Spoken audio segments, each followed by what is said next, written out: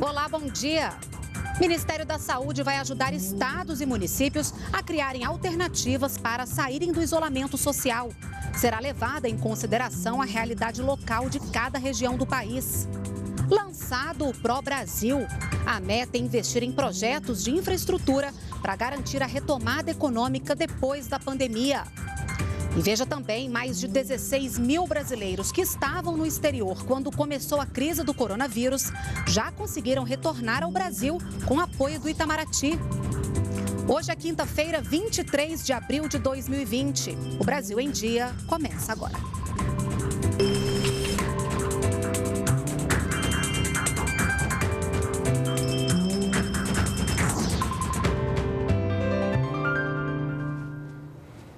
São 9 horas e 45 minutos. Nós estamos ao vivo também pelas redes sociais. O governo teve que suspender o adiantamento da segunda parcela de R$ 600 do auxílio emergencial prevista para ser paga a partir de hoje. Vamos ao Rio de Janeiro. Maurício de Almeida explica para a gente. Bom dia, Maurício. Qual foi o motivo? Bom dia, Renata. A antecipação foi suspensa em razão do alto número de informais cadastrados para receber o auxílio de R$ 600. Em nota, o Ministério da Cidadania afirmou que já solicitou ao Ministério da Economia um crédito suplementar para atender a todos os pedidos. Até o momento, o recurso disponível para cada uma das 3 parcelas é de 32 bilhões e 700 milhões de reais. Desse total, já foram transferidos 31 bilhões e 300 milhões. A nota diz ainda que a Controladoria Geral da União emitiu um alerta em relação ao orçamento. Por isso, ficou estabelecido que apenas em maio será anunciado o pagamento da segunda parcela do auxílio. Até lá, o governo espera regularizar todos os pedidos. O ministro-chefe da Casa Civil, general Braga Neto, afirmou que mais de 24 milhões de brasileiros já receberam o benefício. Agora, um aviso importante: quem teve o pedido negado ou reprovado pode solicitar novamente o benefício pelo aplicativo ou pelo site auxilio.caixa.gov.br. Renata. Tá certo, Maurício. Obrigada pelas suas informações. E olha, lembrando que não há alteração no calendário de pagamento para os beneficiários do Bolsa Família. Para este público, segue normalmente. Hoje, quem recebe tem NIS final 5. E de olho na recuperação do desenvolvimento do país, foi apresentado nesta quarta-feira o programa Pro Brasil. A iniciativa pretende reduzir os impactos econômicos e sociais causados pela pandemia do novo coronavírus. A primeira reunião já está marcada para sexta-feira. O programa Pro Brasil foi apresentado nesta quarta-feira ao presidente Jair Bolsonaro. A iniciativa busca reduzir os impactos do coronavírus nas áreas social e econômica após a pandemia. Serão planejadas e desenvolvidas ações integradas para a recuperação e crescimento do país, bem como o restabelecimento do bem-estar da sociedade. O programa tem 2 eixos, ordem e progresso. No eixo ordem estão medidas estruturantes, como arcabouço normativo, atração de investimentos privados, maior segurança jurídica e produtividade, melhoria do ambiente de negócios e mitigação dos impactos socioeconômicos. E no eixo progresso estão previstos investimentos, com a realização de obras públicas e de parcerias com o setor privado. Vamos dar continuidade a coisas que já estavam andando, por exemplo, o vigoroso programa de concessões.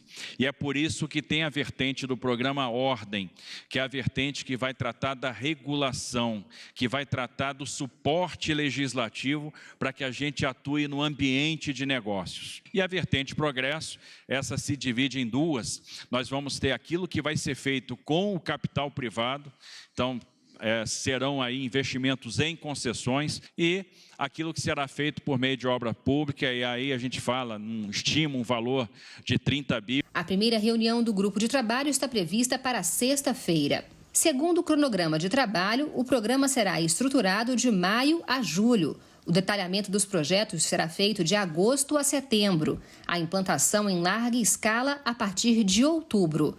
O monitoramento e o resultado dos projetos serão constantes. A finalidade é voltar, gerar empregos, recuperar infraestrutura e dar a possibilidade do Brasil recuperar toda essa perda que nós tivemos, para poder, daqui a um ano, ele continuar naquele processo que já vinha sendo estabelecido pelo governo Bolsonaro de retomada, de crescimento do país como um todo. E para buscar o equilíbrio das contas com a dívida pública que cresce com a crise do coronavírus, o governo pretende retomar o programa de desestatizações e concessões ainda este ano. Entre as medidas está atrair investimentos privados e reduzir o tamanho do Estado. O Ministério da Economia defende a venda de ativos da União, como imóveis, a aprovação de reformas como a tributária e a administrativa, para retomar o crescimento da economia pós-pandemia da Covid-19. Se é necessário manter como estatal algumas empresas, que se mantenham. Essa é uma decisão de governo. Mas também, se for melhor para o pagador de impostos que sejam reduzidos o número de estatais, que assim seja. Segundo o Ministério da Economia, os gastos para combater os impactos do coronavírus na economia devem superar 1,160 bilhões de reais e a dívida pública pode alcançar 90% do PIB. O montante inclui os investimentos em equipamentos de saúde, no socorro aos estados e municípios e na ajuda aos informais, microempreendedores e outros grupos durante a pandemia. Para reequilibrar as contas, o governo também quer atrair novos investimentos com a privatização de estatais. O Estado é necessário, mas nós temos que ter um Estado pequeno, enxuto. O Estado não pode ser do tamanho que nós temos hoje. Nós precisamos ter um Estado reduzido, eficiente, produtivo e que vá de encontro às necessidades e aos requerimentos dos seus cidadãos. No acumulado de janeiro a março deste ano, a arrecadação de impostos, contribuições e demais receitas federais ultrapassou 400 bilhões de reais. O valor mostra um aumento real de 0,21% em comparação com o primeiro trimestre do ano passado. Já a arrecadação do mês de março foi de 109 bilhões e 718 milhões de reais. O número representa uma queda real de 3,32%, quando comparado com o mesmo período de 2019. De acordo com a Receita Federal, o resultado de março foi impactado principalmente pelo aumento no pedido de compensações tributárias das empresas, que prevêem ter perda no faturamento provocada pelos impactos da pandemia do novo coronavírus. As empresas já estão na iminência de um período de agravamento do seu fluxo de caixa, ou seja, na iminência de uma perda de liquidez, de incapacidade de continuar honrando seus compromissos. A gente pode perceber que as empresas, no mês de março, lançaram mão do seu direito de compensação. Isso explica por que as compensações tributárias subiram aí na ordem de 50% em relação ao mesmo período do ano passado. O Brasil tem mais de 45 mil casos confirmados de Covid-19 e 2.906 mortes. O ministro da Saúde, Nelson Teich, apresentou as novas estratégias de trabalho para combater o novo coronavírus. Entre as medidas está a elaboração de um documento para ajudar estados e municípios a tomarem as decisões para flexibilizar o distanciamento social. O ministro da Saúde, Nelson Teich, anunciou o nome do general Eduardo Pazuello para o cargo de secretário executivo do Ministério da Saúde e disse que, neste momento de pandemia, ele e sua equipe vão focar em 3 áreas: informação, infraestrutura e na elaboração de uma diretriz que deve ser entregue na próxima semana para auxiliar os estados e municípios nas medidas de flexibilização do distanciamento social. É impossível um país sobreviver um ano e meio parado. O afastamento é uma medida absolutamente natural e lógica na largada, mas ele não pode não estar acompanhado de um programa de saída. Isso é o que a gente vai desenhar. Isso é o que a gente vai dar suporte para estados e municípios. Segundo o novo ministro, ainda se sabe muito pouco sobre a Covid-19 e isso dificulta as decisões dos gestores. Por isso, o governo federal está trabalhando na construção de um banco de dados sobre a doença, junto com outros ministérios e a iniciativa privada. Não tem fórmula mágica.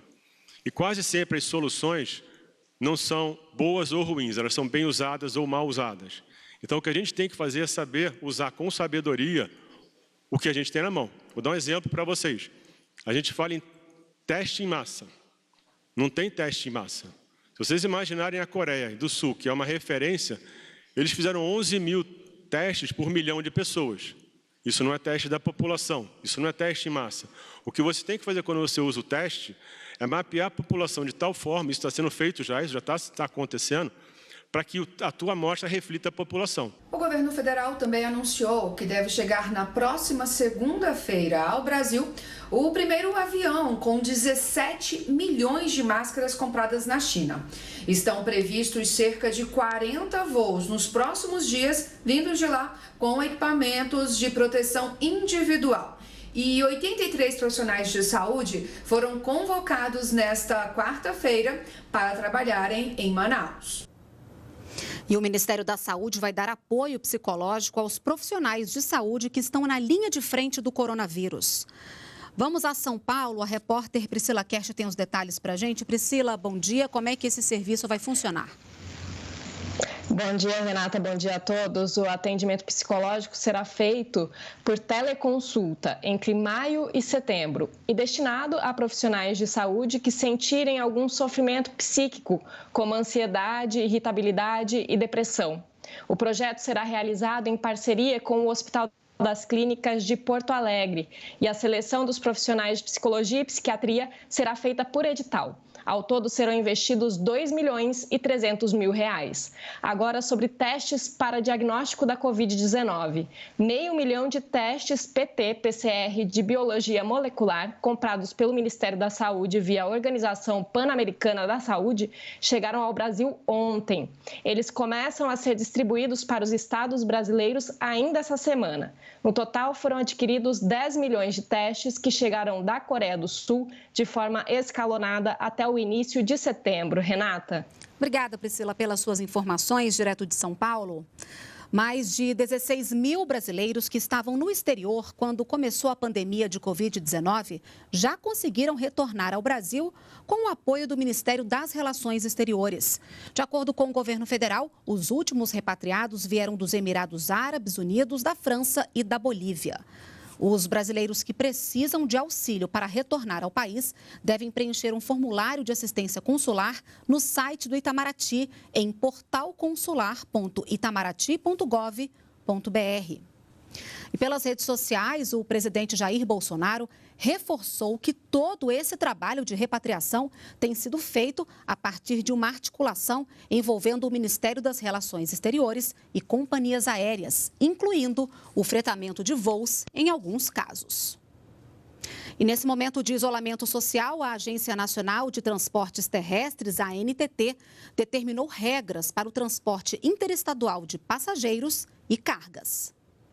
O transporte interestadual de passageiros está em operação em todo o país. A ANTT informou que o serviço está mantido principalmente para atender o deslocamento de pessoas que trabalham em hospitais, supermercados e outros serviços essenciais. A agência definiu algumas regras para o enfrentamento da pandemia do coronavírus. Entre elas, reduziu a frequência de horários das viagens e estabeleceu para as empresas de transporte maior rigor na higienização dos veículos.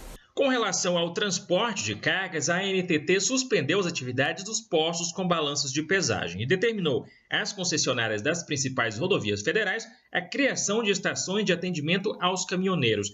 Nesses locais, os motoristas vão passar por medições de temperatura e receber orientações sobre a Covid-19. As regras são fiscalizadas pela Polícia Rodoviária Federal. O transporte internacional de passageiros via terrestre está proibido pelo menos até a segunda quinzena do mês de maio. A suspensão vale para o transporte de fretamento e semiurbano em região de fronteira, realizado por empresas brasileiras e estrangeiras. A gente fica por aqui, nos vemos amanhã. Tchau, tchau.